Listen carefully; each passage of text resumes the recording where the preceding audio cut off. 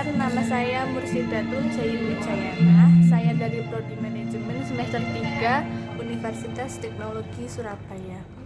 Di sini saya akan menjelaskan tentang sistem perbankan dan lembaga keuangan. Sistem perbankan dan lembaga keuangan di Indonesia memiliki peran penting dalam perekonomian nasional. Berikut adalah beberapa aspek utama dari sistem ini. Yang pertama adalah jenis bank.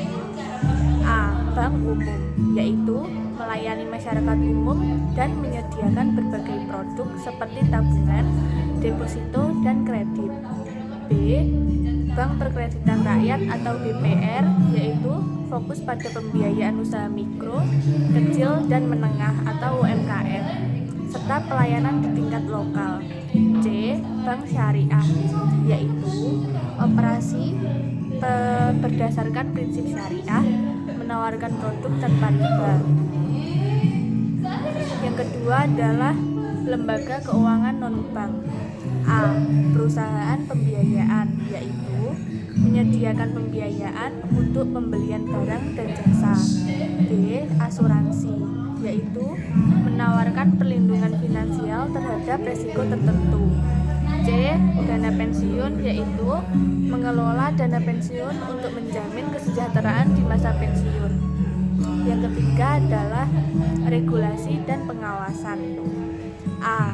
Otoritas Jasa Keuangan atau OJK, yaitu mengawasi sektor keuangan termasuk bank dan lembaga keuangan non-bank untuk memastikan stabilitas dan perlindungan konsumen. B. Bank Indonesia atau BI, yaitu bank sentral yang mengatur kebijakan moneter, stabilitas sistem keuangan, dan penerbitan uang. Yang keempat adalah inovasi dan teknologi. A.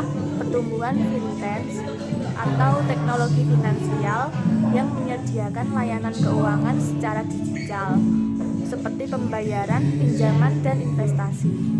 B. Penerapan sistem perbankan berbasis digital untuk meningkatkan akses dan efisiensi. Yang kelima adalah tantangan dan peluang. A. Tantangan, yaitu resiko keamanan siber, ketidakpastian ekonomi global, dan inklusi keuangan. B. Peluang, yaitu pertumbuhan UMKM, peningkatan literasi keuangan, dan adopsi teknologi.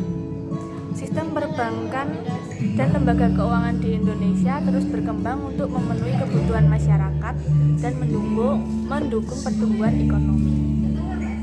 Yang kedua, saya akan menjelaskan tentang otoritas moneter dan kebijakan moneter.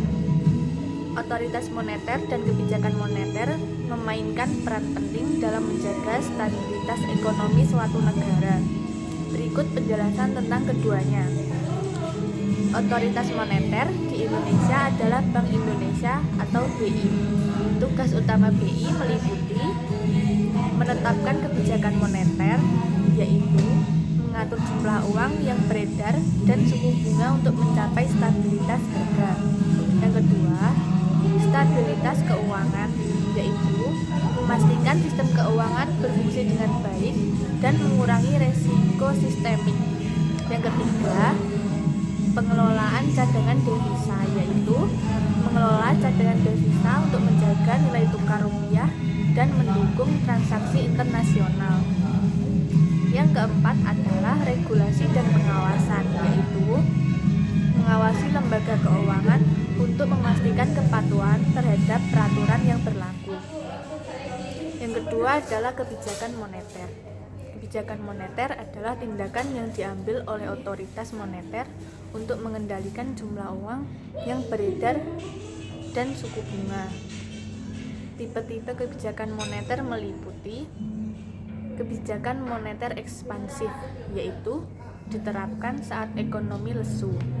BI menurunkan suku bunga dan meningkatkan likuiditas untuk mendorong pinjaman dan investasi.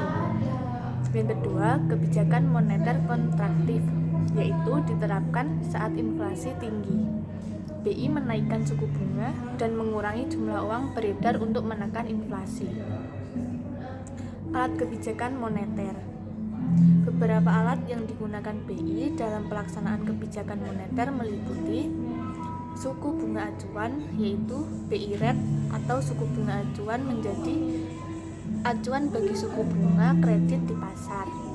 Yang kedua, operasi pasar terbuka, yaitu penjualan atau pembelian surat berharga untuk mengatur likuiditas di pasar.